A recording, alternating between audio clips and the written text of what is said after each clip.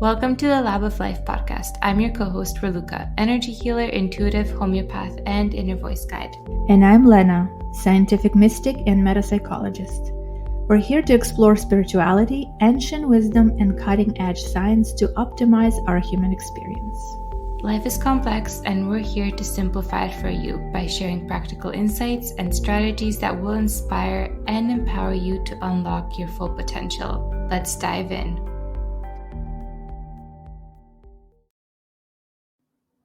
Hello, everyone, and welcome to another episode of the Lab of Life podcast. Today, we are taking a break from our divination series to dive into another topic. So, today, we're going to talk about mindfulness. Yeah, today we're gonna attempt to uncover what mindfulness is.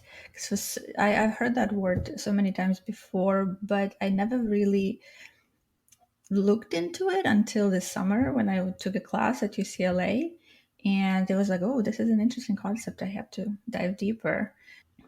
I'm sure a lot of people heard this word, and we know that mindfulness became very popular lately. It's used in a lot of medical assistance. People use meditation to improve their health, mental health, even physical health. I know it's been researched quite a lot, but it is a very, very old concept. It's traced back 1,000 years ago to Eastern philosophies and meditation practices. Let's take a look at what exactly mindfulness is. Mindfulness is the practice of being fully present, aware of our thoughts, feelings, and bodily sensations, as well as the surrounding environment, but without judgment, just with a sense of curiosity. So it's kind of like being the observer in your life. So just being aware of everything that's going on, observing your thoughts, feelings, emotions, sensations, just with a sense of curiosity without getting wrapped up in stories that we tend to get wrapped up in our daily lives. This is a skill that allows us to tap into the essence of our being, and it helps us cultivate a deeper understanding of ourselves and the world around us. So it's like the art of being, just Yeah, being. yes, definitely. One of my teachers said that we are human beings, not human doings. So we need to learn how to simply be, because we're always on the go and need to do. And mindful is teaching us just to stay in the present moment. It is quite hard when we were doing exercises and meditations. The thoughts are just not going away. So but it's, the mindfulness in its core, if you practice it, it allows you to shift from living on autopilot to really living with intention and purpose. So everything in you start realizing that everything in life has a particular purpose, and by staying in the present moment, you can better manage stress, you can improve your focus, you can improve your creativity, you can enhance the relationship with others and yourself. So mindfulness, it's a very, very powerful tool in optimizing the human experience. Yeah, and it's amazing how having such a simple shift in awareness can lead to profound changes in our lives. And today we're going to unpack this concept step by step, and we're going to do our best to answer 5 main questions. So, first question is, what is mindfulness? Why mindfulness? When can we use mindfulness and when should we use it? Where is mindfulness? And how can you practice mindfulness in your everyday life? Okay, so let's go ahead and take a look at what is mindfulness. So dictionary definition says the following. Mindfulness can be defined as a state of being fully present and engaged in the present moment without judgment. It's just like we said, it's the art of simply being and being in the present moment. So when you are in the present moment, in you mindfully acknowledging thoughts, feelings, and all the sensations in your body without changing it or suppressing them. So it's very important to sort of like be aware of everything that comes, but don't allow it to affect you in any way. And you don't go in and you don't try to swipe the thoughts away or the noises or irritations. And like, don't try to solve them. Like, oh, why am I thinking this? Because it's like will take you down in the rabbit hole. You start doing it. So it's really, really, it's just being. It's the practice of simply being and And this is a observing. lot easier said than done, because so this topic of mindfulness has been on my mind for a while now, because we've been talking about doing this topic for a few months now. And even knowing a little bit about it and having it at the back of my mind, it's still really hard for me to be mindful. And I find myself just getting so wrapped up in my thoughts all of the time. So, for example, like I've just been feeling low energy, and I mean, I could just be observing that, and I could be resting, and I could just be observing how I'm feeling. But instead, my mind is like, why are we not doing anything? Why aren't you getting anything done? There's so much to do, and you're just sitting here. What's going on? And then I just get lost in that story as opposed to leaning into that mindfulness. So, this is something we have to just keep remembering and coming back to, and remember that it is a practice. Yes. And practice makes perfect. So the more you practice, the better you will become at it. Yeah. Do you So think we can be there's, perfect at mindfulness, though? oh, well, me and you, such a like perfectionists. We always strive to be perfect, I'll be the and you don't most really have mindful to be. person ever. Yeah, like I perfectly practice everything. But that's the other side of it. It's when you the other side of the mindfulness is full acceptance. So if you are become aware of something and accept it, it means that you've done it. This is it. You don't have to try to do anything about it. It's like, oh, this is it. This is who I am. Those are my thoughts. Those are my emotions. I love all my thoughts. I love all my emotions. And you sort of like observe. So there's some essential components of mindfulness, such as non-judgmental acceptance, and then patience, beginner's mind, trust, not striving, letting go, present moment awareness, focus and concentration, mindful breathing, self compassion, extremely important, gratitude, also very important, and interconnectedness. So those key components, they support each other and they're all deeply interconnected. So when you practice one thing, it will usually lead you to other things, and they're intertwined and they raise your frequency, they raise your vibration. So the more you practice it, that's the other thing. The more you're practicing mindfulness, the higher your vibration would be. So not non-judgmental acceptance, it means practicing mindfulness was just simply observing. And there is no good or bad, and there is no judgment. You just acknowledge what comes in and accept whatever comes to your mind.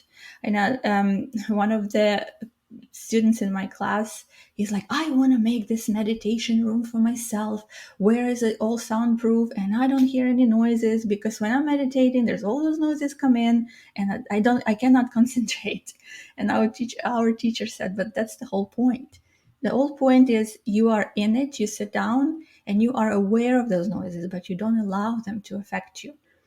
And that's exactly what the non-judgmental acceptance is. You don't judge anything that comes in, if it's bad or good, if it's annoying or irritating. You acknowledge your emotions with it, right? Oh, I'm annoyed with this noise. Like I have a neighbor who plays trombone, I think, or maybe some sort of another instrument. It makes noises all the time. So it's quite annoying when you're trying to meditate. But the more you practice, the more you become non-affected by what's around you. And that's profound, because we're part of this world. Like, I remember my teacher saying that it's easy to be to be spiritual and spiritual advance when you're by yourself or you're meditating on a mountain. It's harder to do so when you're part of the world and around people and part of it all. So that's where a lot of the work happens. And then another core component of mindfulness, we're just going to briefly describe each of the ones we listed, is patience. Cultivating patience is very vital in your mindfulness practice, and understanding patience, understanding that growth and change can take time, and being patient with it allows you to embrace the process without being frustrated. So, kind of embracing the journey and where we are, and that each step takes time without focusing on the end product and where we want to go. It's about the journey that we're on. I actually saw this post the other day that was like, when you listen to when a composer writes a song, it's not about just a finale. Like, we're not just looking forward to the finale of the song. It's the whole song that you're there for. You don't want to just listen to the endings. Yeah, it is true. Um, I I think last year I had a psychedelics experience, and I asked a question. Like, my intention was like, what do I do? What do I need to do to get where I want to be? And the whole journey was like, you just have to go step by step, one step at the other. It was we were outside, we were in the public park, and the way it was presented to me, like I was in it, it was like I was in the enchanted forest, and then there were two little girls playing, and the one girl said, and they're real, like there were realistic people there, right? So one of the girls said to the other, she's like, well, how do I get to the other side?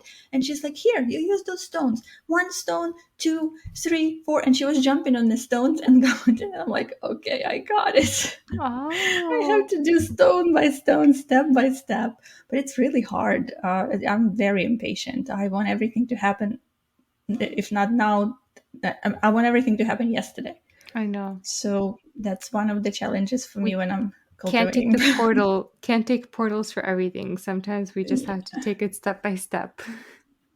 I know. And the other challenge for me was, and that's the second, like the third concept, it's the beginner's mind, because I already work with metaphysical instruments, right? And metaphysical tools. I'm in it. I already practice a lot of things that take us out of our reality and help us create different reality. And I can manage and manipulate energy to kind of like shift my mindset and mindset of my clients. So it was really hard for me to put that aside and come in as like, oh, I know everything. I know how this is done, and I know how this is done, and just come into it with absolutely blank slate, like beginner's mind, and just learn and see and observe everything that comes up.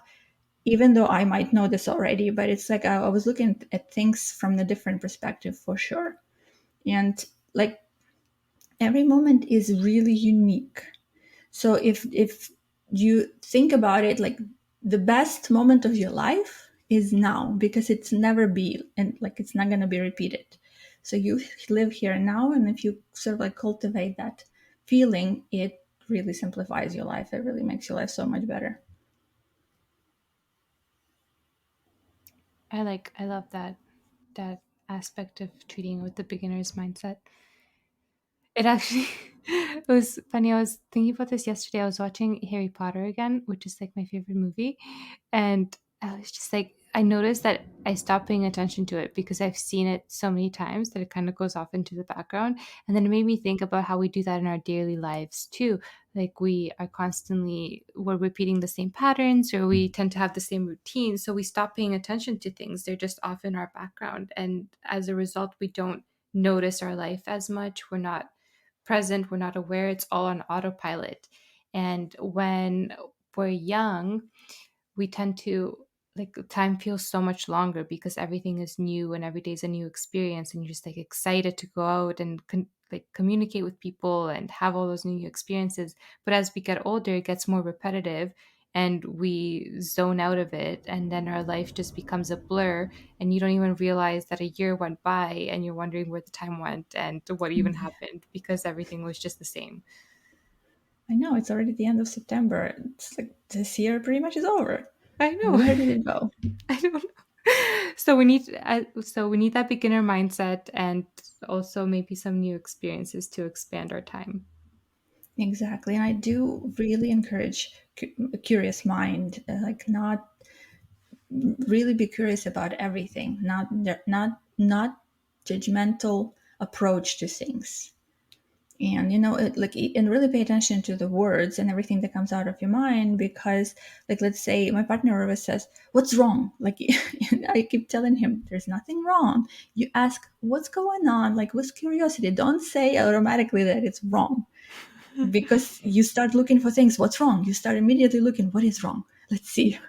And if you just say what's happening, then you're just curious and observing what's happening around you, instead of immediately judge that something is bad or good, something is wrong or right.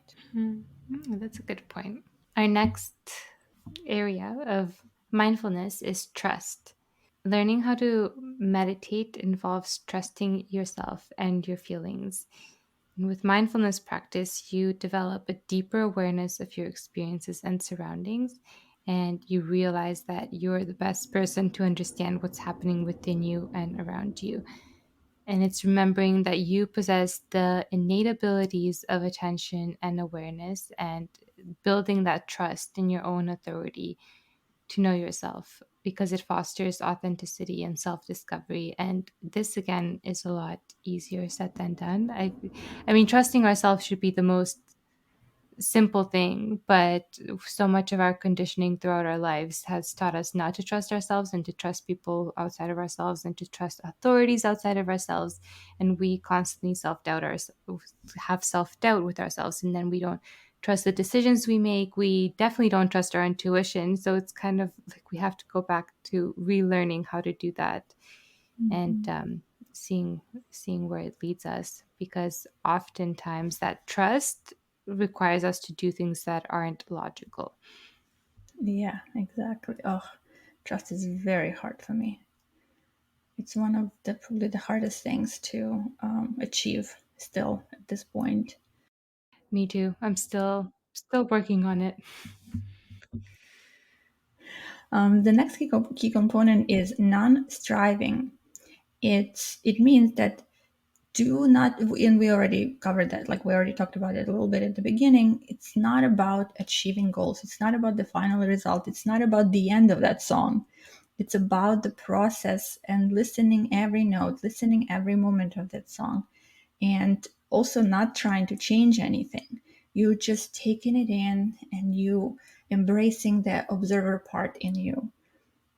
So it's not striving is about being open to the experience without forcing or striving for a particular outcome. Mm. Which can also be so hard because, okay, for example, let's say you're in school or you're a business owner. You also have to keep your end goal in mind, right? Like, what am I working towards? But also then taking a step back and um, enjoying the experience. So you have an end goal in mind, but the end goal is not the purpose. And then you have to enjoy the experience. And maybe it leads you somewhere even better than you thought it would. Yeah, just like with our podcast, for me, for example, I when we started doing this, I just wanted to do it. There was no particular goal with it. There was just, oh, I want to do it. It's fun. Let's do it. Let's go ahead and do it. So I wouldn't even go and check the stats. And my friend, she is also doing like a podcast and some other things. She's checking her, did I have another follower? Do I have another, like, how many people listen to my podcast? How many downloads? And I'm like, and she asked me, she's like, well, how many downloads do you have? And I'm like, I have no idea. Like, I'm not even interested in that. I'm interested in this process, and I'm doing it because it excites me, and I cannot not do it. Like, I have to do it. It comes out of me. So for me, like, it doesn't really matter. But then recently, for some reason, I was probably feeling low and wanted to have some, dopamine injection in my brain, because when we see the results, when we accomplish something, and it's like there is a reward, we have that. The brain, our brain, have this reward molecule that appears, the dopamine, and it makes us feel excited, it makes us feel motivated, makes us feel moving forward. So when you go and get some sort of a result, you see like, oh, I have 1,000 downloads, it makes you feel uplifted and you want to do more. But then I'm like, I don't really care. I still want to do this without, even if there's nobody listening, I still want to do it. I'm doing it for myself. But sometimes this rabbit hole can take you in and you just cannot let go. I know. I agree. Yeah. That I feel the same about the podcast I'm doing it because it's fun. But then other aspects of business, you're like, I'm in business because I want to make because it's your livelihood, right? You make money. And then you just like, how do I do it just for the joy of doing it without focusing on that end result when the end result is also important. So that's another whole thing to open up and explore with mindfulness. Oh, it's difficult. Which leads us to our next mindfulness point, which is letting go. And so this is more so letting go of that tendency to hold on and wanting things to be a certain way, and also holding on to past regrets and future worries. So it involves releasing all attachments to thoughts and emotions and just allowing them to come and go naturally without grasping on and creating a story about them. Yeah, that one is also hard. I mean, it's like mindfulness, such an easy concept. It's really not. Everything about it is like it's really difficult. But yeah, but it's kind of like how to be a human without making it complicated. It's our mind that makes it complicated. Of course, yes, absolutely. That's our mind that makes it complicated. I mean, that's why we're really doing this podcast. We're really looking for ways to simplify the complexity of the human experience. To Yeah. sort of like, what can we do to make it more optimal and simpler and more enjoyable too? And it all comes down to just allowing ourselves to be and following our own intuition and that the all our own inner callings and what we naturally feel drawn to. But throughout the years, we've made up so many rules about how we should be and act and what we should do. And it's all about remembering who we were to begin with. Which that's exactly what mindfulness is, being present and like having present moment awareness. So you have to be fully present in the current moment, paying attention to your thoughts, emotions, bodily sensations, and the environment around you without judgment once again. Mhm. And Then having focus and concentration, so you really kind of like trying to focus on being present, training your mind to focus on being present and like being concentrating on one thing at a time. That will enhance your ability to be mindful. another thing that will enhance mindfulness is mindful breathing. So, just the breath awareness is a fundamental aspect of the mindfulness practice.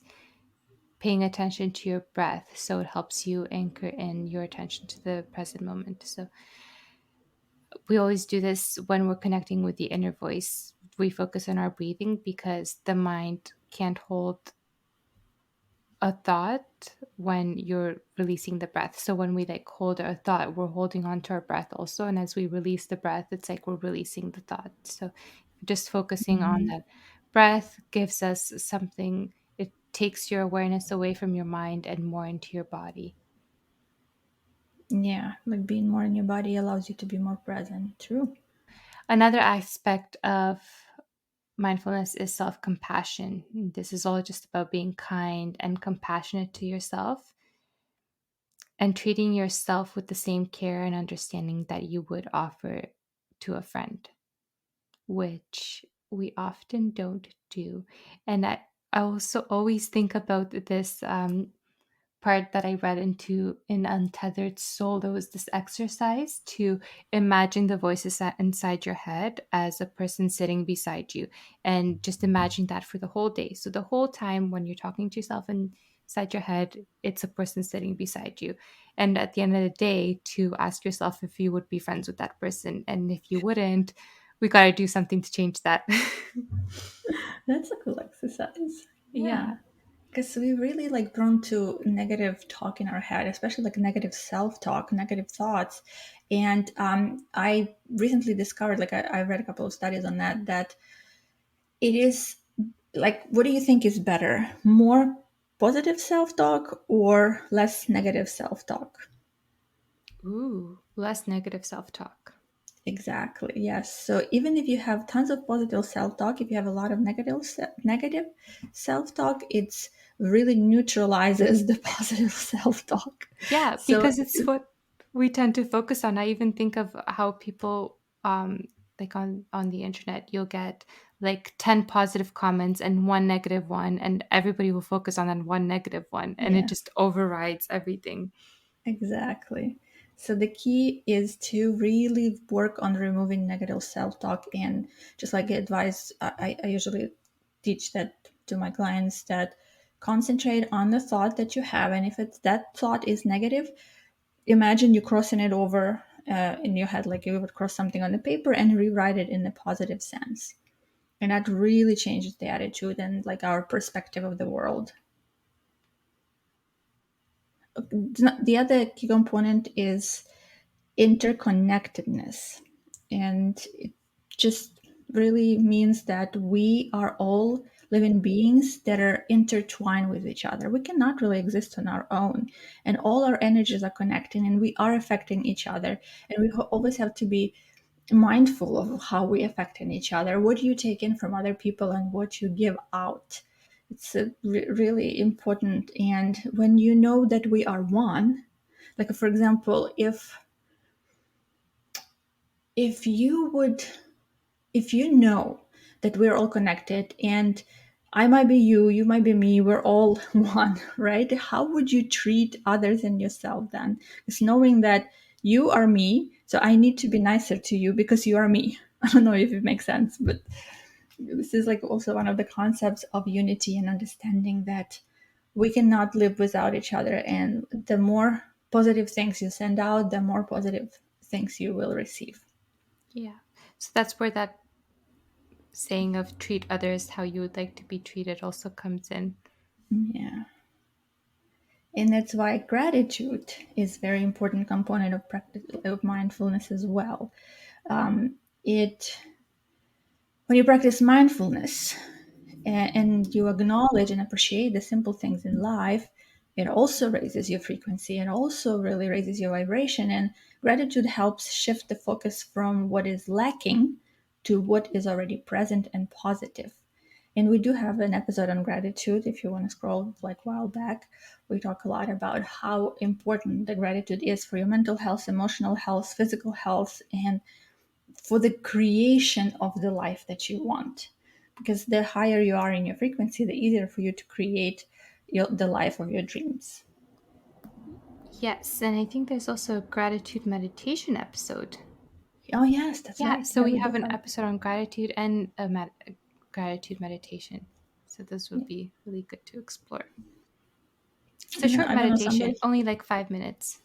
Yeah, very brief. But if you do have that, I heard it somewhere. So like one of the speakers said, it's like a adopt the attitude of gratitude. So if you wake Yes. up in the morning and just say to yourself, "Oh, I'm grateful for what I have," like you just pick two, three things, and then do the same in the evening, your perception of the world changes drastically. Like you're concentrated, you forcing your brain focus on the positive things.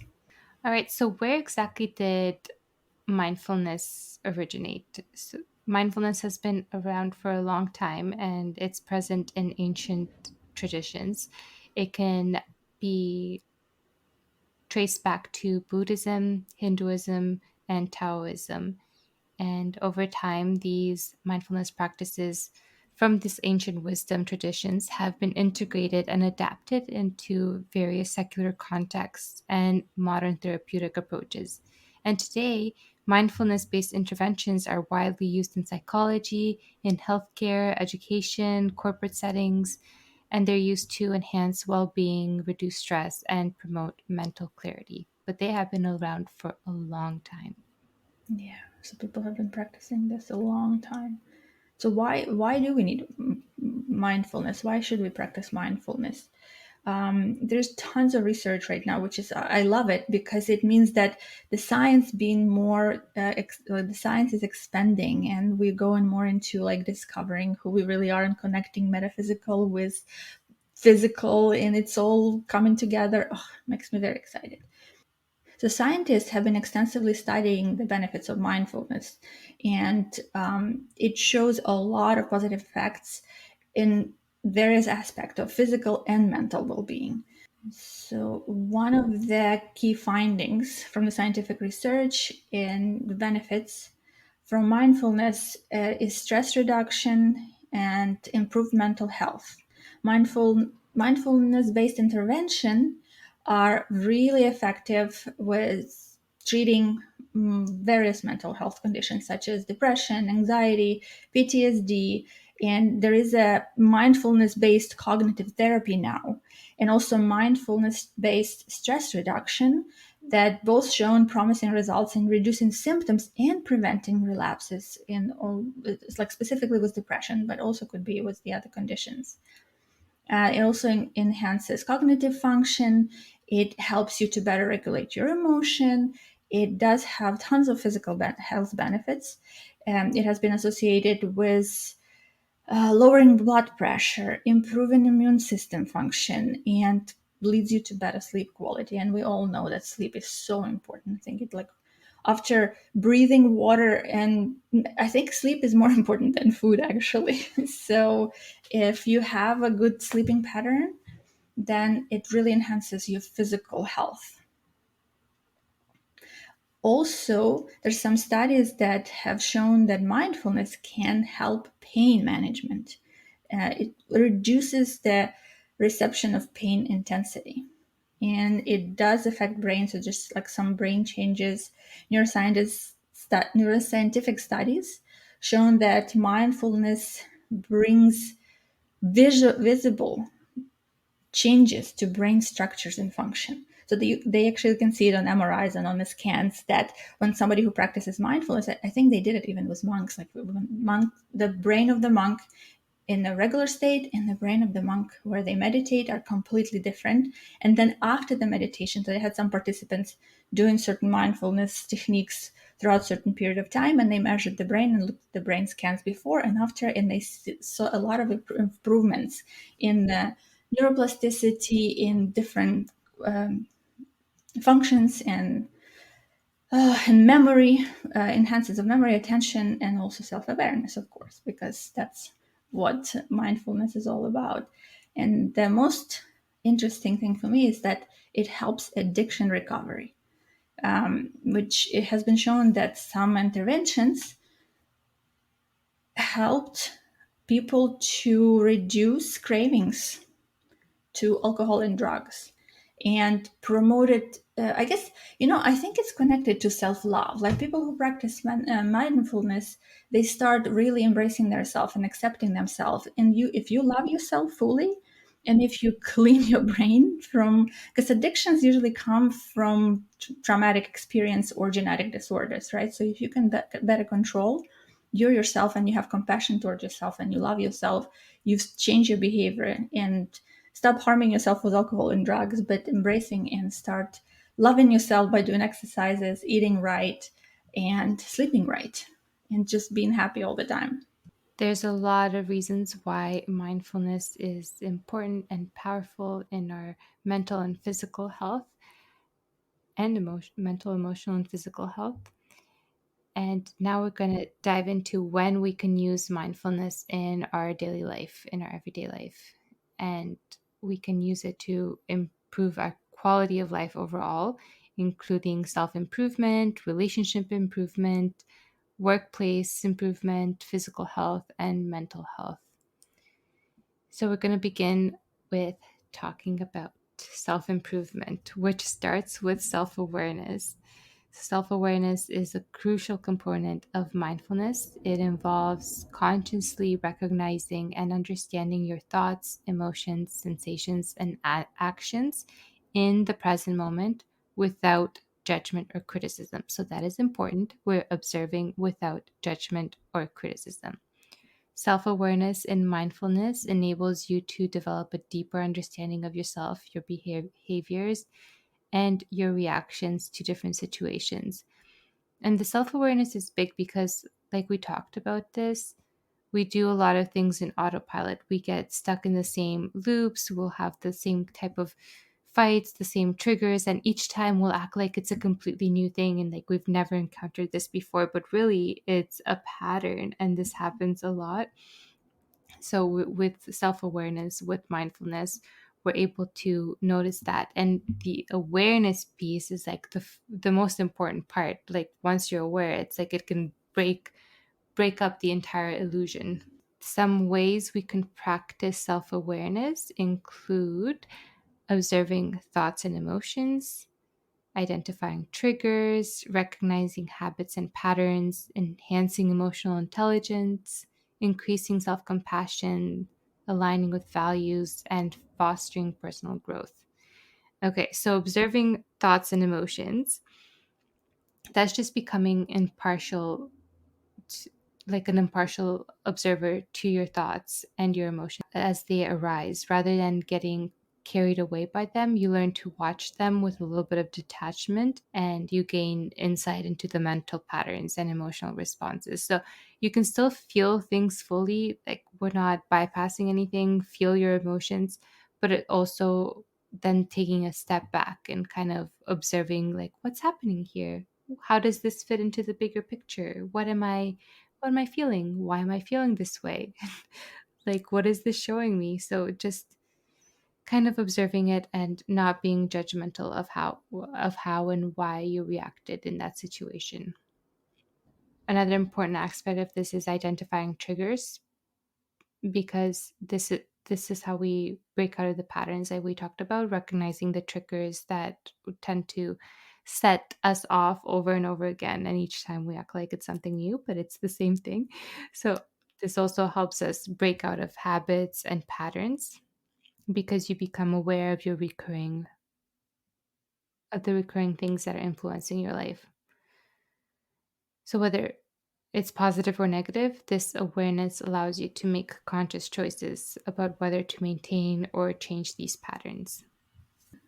The other area of our life that we can really use mindfulness and where it's very beneficial is the relationship. So it does really improve when you practice mindfulness, it really helps the relationship improvements, especially if the couples practicing mindfulness together.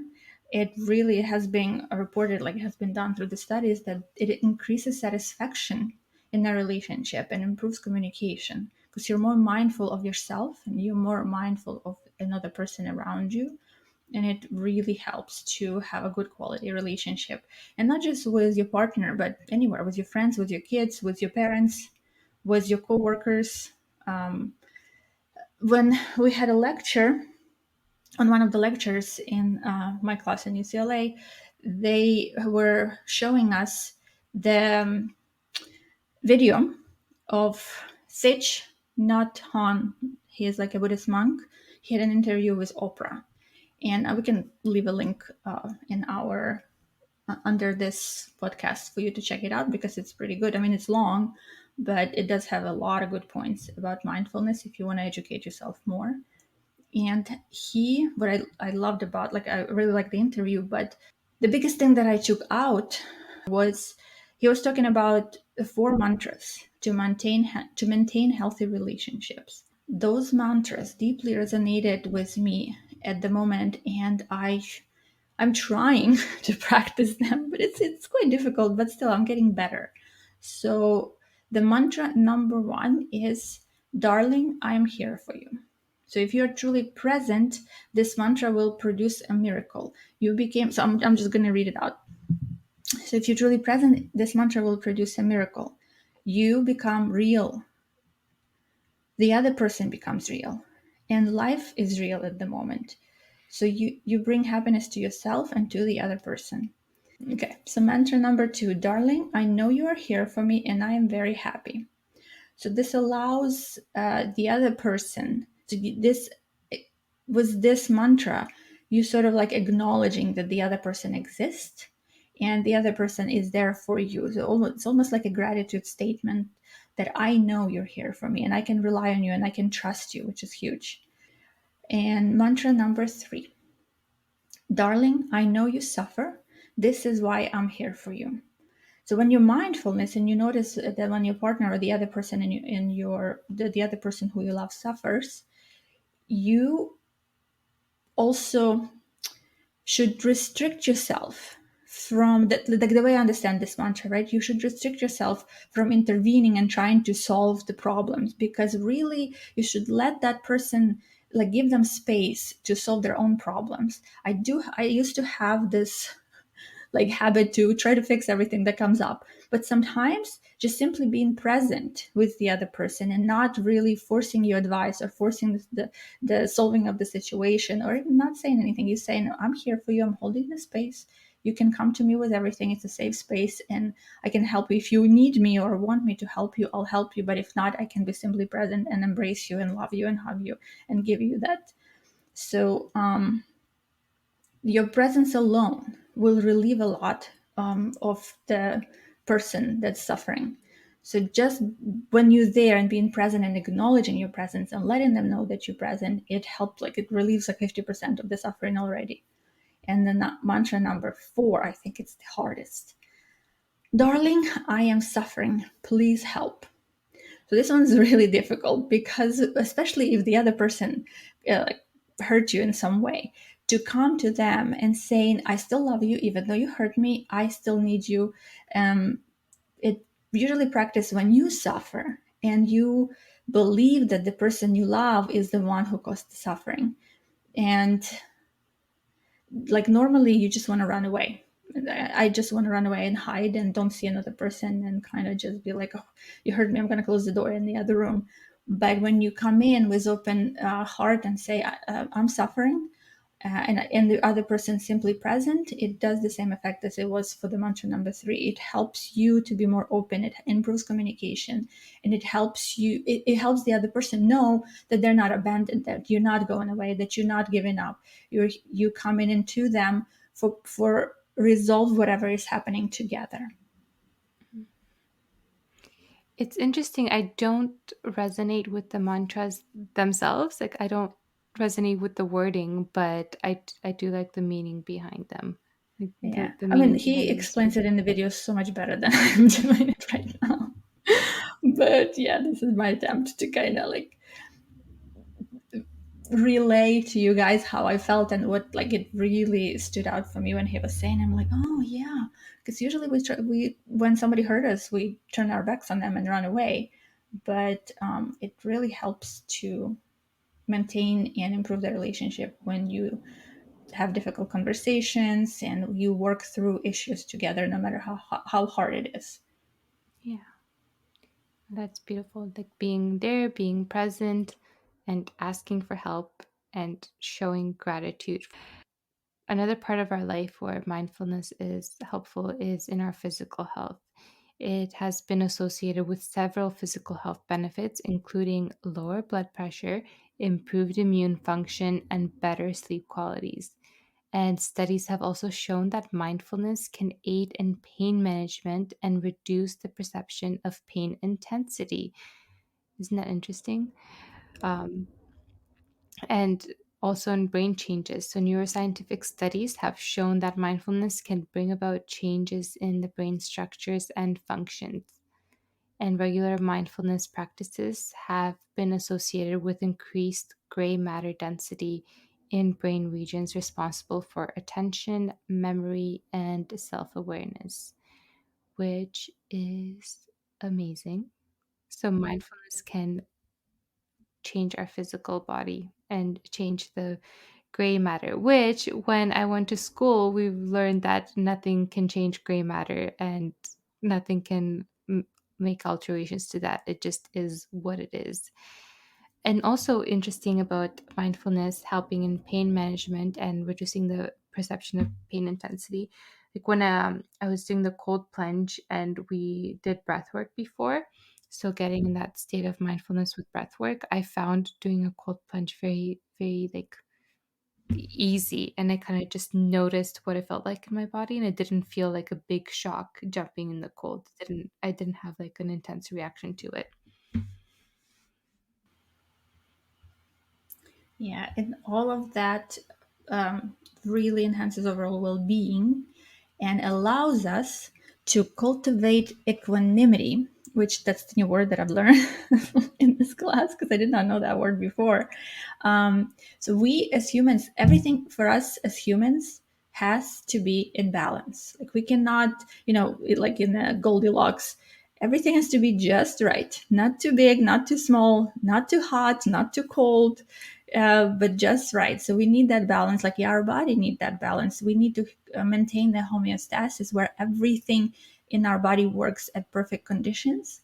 And the same goes to the mental and spiritual and emotional health. You have to stay in that balance, that equanimity, like that brings you to emotional balance and acceptance and wisdom and compassion, and allows you to sort of be balanced in all aspects of your life. It is maintaining an inner sense of balance and peace, regardless of external circumstances or ups and downs in life. So it needs to be, just like I said at the beginning, it doesn't matter that there are noises. It doesn't matter what's happening in your life. When you go in a state of equanimity, everything is accepted, everything is perfect. And, like when you're a monk and meditating in the middle of the city, that's like they have to maintain that state, and it's really difficult. It's so much easier to be in the church or the environment to meditate because the whole environment makes you, like, puts you in that state. But when you at home and you stress with your work and you're stressed with your children and uh, tons of other stresses come in, it is incredibly hard. But if you get to that point, like when you start practicing mindfulness, or whoever practices mindfulness can really like feel that they know what I'm talking about. When you get to that moment where everything just is and you don't really worry about it, it's such a blissful state. Like, I was able to achieve it a couple of times. It's difficult to get there, and when you reach that state, you kind of want to be in it all the time. But while you live in a real world, it could be quite difficult, yet it is possible. So the key characteristics of equanimity is the emotional balance, the non-reactivity, the acceptance, wisdom, and compassion. So when you go into that state, that's what you cultivate. That's how you become. You become absolutely acceptant, um, diving deep into your wisdom, the wisdoms that you already have, and you're really compassionate toward others and don't have emotional reactions to no matter what happens around you or to anything that happens around you. So you like remove all your triggers. So cultivating equanimity can lead to a more peaceful and fulfilling life overall. And it gives you mental resilience and ability to navigate life's challenges with grace and clarity. Okay. So how can we reach this in our everyday life? Where is mindfulness? We're going to talk about some tools that can help us cultivate mindfulness and reach this state in our everyday life. One of them being mindful breathing. So this is just, it's as simple as it sounds. We take a few moments throughout the day to focus on our breath. So, when you're doing this, you pay attention to the sensation of the breath entering your body and leaving your body. And it can help you anchor into the present moment, especially during moments of stress and overwhelm.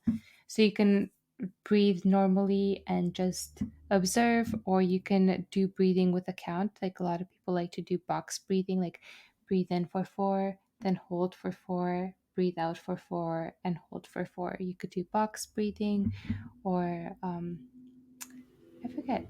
There's also like a 3-5-8 breath. Just there's Yeah. different ways to breathe, but There choose is whatever. another very useful technique to calm yourself down when you get when you're super anxious and upset.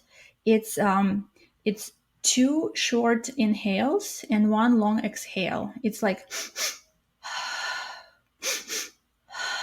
and if you notice, that's what we do, or like usually children do that because they just express themselves whatever when they trying to calm themselves after crying. But they usually would go like, and that is the best way to calm our nervous system. It actually has been scientifically proven that this works perfectly, and I use it quite a lot and teach my kids and whoever else I can. I teach everyone this technique because it's really hard to switch your mindset when you have an anxiety or panic attack, and that's this physical breathing exercise really makes a difference. Yeah. And it's so funny. It's another example of how we knew something and we forgot. We got Yeah. trained out of it. The other thing that I sort of also was kind of new to me when I took the class, but it makes sense. It's mindful eating. So when you eat, we actually did like a whole day mindful eating seminar. And it was really cool because when we eat, we don't really think. And like, I know sometimes I used to eat in front of the TV and just watch TV and eat. Like it was such a bad habit. And you don't really understand It's so what you're eating. comforting. I love doing that. I know, but you disconnect your brain, like you Yeah. disconnect from your senses. So it is important to really focus and engage all your senses during meals. You pay attention to the color of your food, to smells, to flavors, textures, everything. And when you chew slowly and like savor every bite, you can experience the food on like totally different level, which is amazing. And then it's easier to understand when you're full. It's or like when you're still hungry or when you're full. It's also easier to understand what is good for you and what's not. So your body is very intelligent on its own. It's just our brain sometimes interacts and says, no, we want chocolate. Because when I was sad and my mom gave me chocolate and hugged me, it's a chocolate to me means love. So when every time I said no, I'm going for chocolate, but you really don't need it and your body might not need it. Or like ice cream, there's a lot of attachment to food in our childhood for different states of being. And like when we push the mind aside and just really engage our senses, it's, try this. It's totally different experience. Yeah, and it would help us break out of those patterns like we talked about that mindfulness can help us break out of. Another way we can incorporate mindfulness in our daily life is through mindful walking. So, this is when you go for a walk to just become aware of everything, of every step you take. You feel the ground underneath your feet, you notice the movements of your body, you observe the sights and sounds and smell around you, and it can just help you. You could just turn this into a routine activity that can help you calm and center. And I often think about this when I take my dog for a walk. Like I kind of like zone out and I listen to podcasts, or I don't know, I do different things when I'm walking, but I just watch her and she's just smelling everything. She's so present. And I'm like, what is life being a dog? Like they're so mindful in everything that they do. I know the kids do the same. Like I remember when my kids were little and they would stop and touch everything and smell everything. And my daughter would put everything in and like she would try to bite things. She needed to taste every little thing. And I would be so aggravated. I'm like, we're in a hurry. We need to go. And they're just like, no, let me stand here and touch this with my leg and touch this with my finger and smell it and lick it and maybe bite it. Like they just stop and embrace everything around them because they are in this curiosity mindset and not in this autopilot when how adults usually are. Yeah, so we need to bring that back to treat everything with beginner's mind again. Exactly, Maybe not exactly. eat the grass, but you know. Well, you can, maybe taste it a little bit. Yeah. But yeah, I was also like surprised that there is such a thing as standing meditation and walking meditation, because before I'd like, to me meditation was you just sitting in the chair in a lotus pose and you just like trying to meditate. But no, you can actually meditate while you walk and you can meditate while you stand, which we did it in the class. And I was like, oh my god, this is so cool. Especially if you're agitated and you cannot calm yourself down, you can just start walking. There's tons of walking meditations apparently online. Yeah, Dr. Joe Dispenza has one too. Yeah, there's a lot of walking meditations. I It helps know. you step into your future self. Another mindful exercise that we can incorporate into our lives is mindful listening. So when we're engaged in a conversation, just giving full attention to the person speaking and practice active listening without interrupting or preoccupying your mind with other thoughts, like what you're going to say next. So this Mm. fosters deeper connections and understanding in your relationships.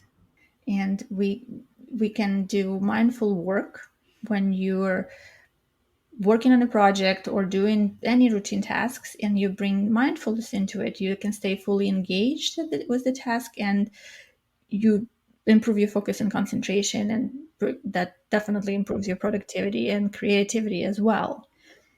And there is mindful technology use. Which we all need. Oh my gosh. Technology to use is often what interrupts the mindful work. Yes, but when you become conscious of your screen time and how technology, and you become aware how technology affects your state of mind, you know how it affects you, so you probably give yourself a break. I love that. I used to watch TV all the time, right? In the evening, we would just, and then it's hard to go to bed and unwind. And recently, I started practicing like minimal TV exposure. Also, on some days, I don't watch TV at all. Like it does not get turned on. So it gives you so much. Like I stopped watching news a long time ago. And now when there's no TV, it frees up so much brain space. I did not even realize it. Because we consume, and the brain gets crowded and clouded, and then we cannot really fully be present. Yeah, it's interesting. If I spend a lot of time, if I'm scrolling, if I'm taking in a lot of information online, and then somebody messages me to like have an actual conversation, it's almost too much because my brain just got so full with everything that I took in, and I'm like, I don't even know how to be a human right now. Yeah, exactly.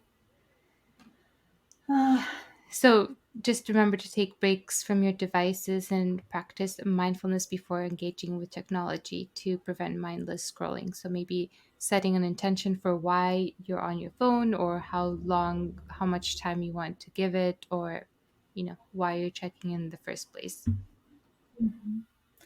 I mean, everything can be mindful, like mindful gratitude, mindful self reflection, mindful self awareness. But I do like that you can do mindful cleaning and chores. Yeah, I You was can just gonna start, say like, you can that. approach that, right? Yeah. And then you'll be fully engaged in a task and will probably do it better and faster. And you're not going to be like rushing, and then you don't need a rest from that, because if you pay attention to your movements and sensations involved, you might make all your like mundane daily activities into the meditation. There is this beautiful study done by the Stanford professor, that they simply inform the housekeepers in the hotel that their daily duties are exercises. So then when they work, they actually exercise. And they told them exactly what is happening with their bodies when they, cleaning the beds, cleaning the rooms. And so they had two groups. One group was informed, the other group was not. So the group that was informed, after a certain period of time, I don't remember what was the trial period, they showed an improvement in their physical health, just like they would be going to the gym and exercising. And the group that was not informed did not show any improvement; it stayed the same. So if you mindfully do certain things, your body your body reacts accordingly. So if you say yourself, "I'm cleaning the floor and I'm exercising now," it's your body will take it as an exercise, which I think is awesome. And also, we just watched the Blue Zones, the new documentary on Netflix. And yeah, Mhm. so if you don't know, blue zones are areas of the world where people live to be over 100, and they're just more healthy and in shape. And the most common thing in the blue zones where people didn't go to exercise, but exercise, like natural movement, was incorporated in their everyday life. So whether it was because they lived in a town that was on a hill, or because they did a lot of gardening or work around the house, but that is how they stayed in physical shape, like in good physical shape. So this absolutely is the way to go. So just doing the things naturally around the house and in our everyday life, just keeping our bodies moving, doing different activities. So we're not just focusing on that exercise and just moving for an hour or 30 minutes a day. Yeah. Like everything, just make it purposeful. I mean, like, anything can be mindful. I recently did a mindful haircut, which was really interesting. Like I would feel into the sensations and sounds and smells around me, and kind of like imagining how my haircut will come out. And it was like really, I was like almost in trance while going through the haircut. It was really cool. Try it. You can do like when people do massages, it can be like you're really mindful. You not disconnect and go to sleep when somebody massages you, but like mindfully be aware of every movement of the smells and everything. It's really cool. That is really cool. I'm going to try to do that. Or next time I have a self care appointment, I'm just going to be present. Yes. Okay. And we have a few more tools to share about how to practice mindfulness. So, just some tools and resources, and just different meditations that you could try on your own if you want to. And the first one is the breath awareness meditation, like we briefly mentioned before. But it's big because this is one of the foundational practices in mindfulness, and it's so simple. It's just the breath. We do it all day, every day, and this is just observing our breath without attempting to control it. It's just to anchor in your attention to the present moment by focusing on the sensation as you breathe in and out. Mhm. Then you also can do body scan meditation. So that's when you systematically direct your attention through different parts of the body and you observe the sensations and tension without judgment. So it helps increase the body awareness and release all types of physical and mental tensions. I do like yoga nidra. It's non sleep deep rest NSMR. It is meditation. It's not really like yoga. It's more of a meditation where you simply laying down and somebody who's guiding this meditation telling you like feel your toe, like pay attention to your toes, pay attention to your legs, pay attention to your body. So it's like it really shows improve. So when you do this meditation, when you do this body scan meditation, it really bounces you back and re-energizes you when you go out of this. It gives you some boost of energy and makes you feel better. So I would, instead of the nap during the day when I'm tired, I just do yoga nidra and then I get up and I feel so much better. So we'll leave some of the examples of our practices in the notes so you can go and check them out and see which one are working for you. Yes. Another meditation you could do is the loving kindness meditation.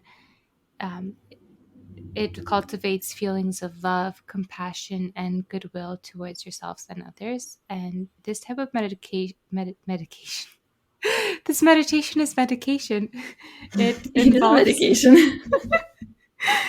It just involves repeating phrases of well wishing and gradually expanding the circle of recipients from yourself to your loved ones to neutral individuals and even people that you might have a difficult relationship with. Then we have RAIN meditation. It's an acronym for Recognize, Allow, Investigate, and Nurture. It is a systematic approach for working with the difficult emotions or challenging experiences mindfully. So it also helps you to promote self compassion and understanding. Another form of mindfulness can be achieved through sound meditation, and this involves focusing on sounds and using them as a point of concentration. And it can be done with natural sounds or using specific types of music or soundscapes designed to induce relaxation and mindfulness.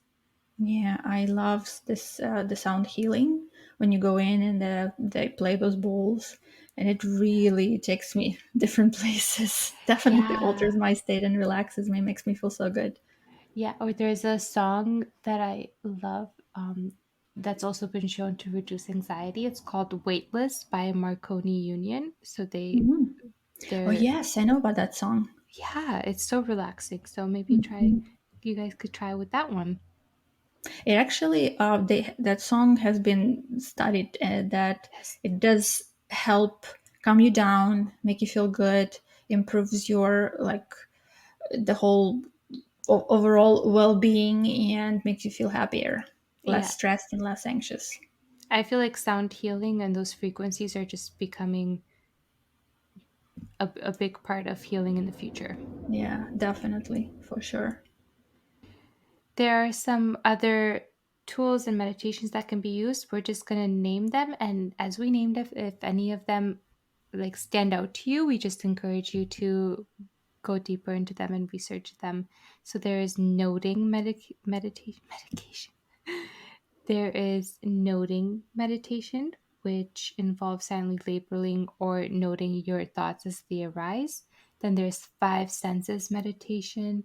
There's breath counting meditation, gratitude meditation, which you can find in our previous episodes. I think it's the sixth episode on our podcast. Forgiveness meditation, which we also have an episode on our podcast. Mindful walking or walking meditation, body movement meditation such as yoga or Tai Chi, and mindful eating meditations. We will leave actually explanation of those in our description, episode description, if you go check, if you would like to go and check out and read about them a little bit more in depth. We will also leave different resources, apps, courses, retreats, information in the description under the episode as well, for to make it easier for you to look into the mindfulness if you are curious and would like to know more. And as we come to the end of the episode, we hope you've gained some new insights into the art of mindfulness and how powerful it can be in optimizing your human experience. And the big thing we would like you to take away from it is that mindfulness is not just a trendy buzzword, it's a transformative practice with ancient roots, and it can bring profound changes in your life. And it has so many benefits. By cultivating mindfulness, you can become present, self aware, and compassionate. And you'll learn to navigate life's challenges with greater ease, resilience, and emotional balance. And the benefits of mindfulness extend beyond your personal life, and it can impact your relationships, work, and overall well being. Yes, and it's very important to remember that mindfulness is a skill that can be developed and strengthened over time through consistent practice. So if you at least have like 5 minutes of mindfulness a day, somewhere in the corner, even if you're busy, it already will improve so many vital aspects of you, and it can give you greater clarity, calmness, joy, and all the other benefits that we already discussed in this episode. So just take a moment right now and close your eyes, take a deep breath, and bring your awareness to the present moment. Embrace the art of being and discover the wonders that mindfulness can unfold in your life. It is about being right now with what's happening right now. No expectations, no judgment, just be with what's happening. Letting it flow through you. It's just happening. The constant change, sitting in that change, with that change, going through the change. This is what mindfulness meditation is all about. Thank you all so much for joining us in today's episode of the Lab of Life podcast in exploring mindfulness. We hope you continue your journey with us and tune into our next episodes. So we'll continue our journey together in our next episode, which we'll find out what the topic is next time. Be sure to subscribe to our podcast, give us a follow, and take a moment to rate our podcast and leave a review so more people can find and explore and grow with us.